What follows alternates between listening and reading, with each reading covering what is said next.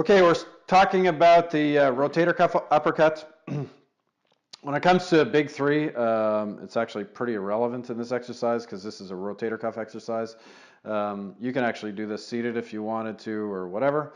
What's really important is the orientation of your arms. Now, we're using a belt here, so it can be something static, some sort of belt, or it can be an elastic. You certainly don't want a very strong elastic, or if you have a very strong elastic, just stretch it a tiny little bit.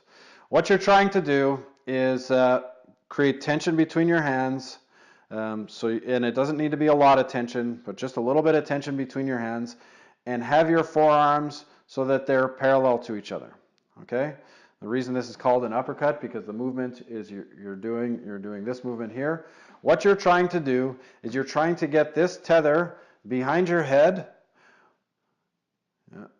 with exactly like that, with your forearms parallel to each other.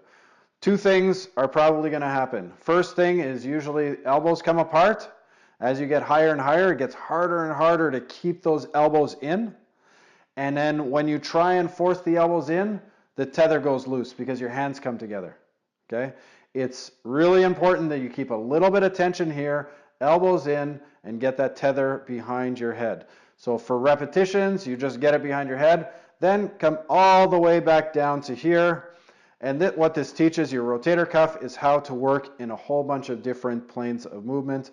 So again, it's really keep tension on the tether and up over your head and then back down. Okay?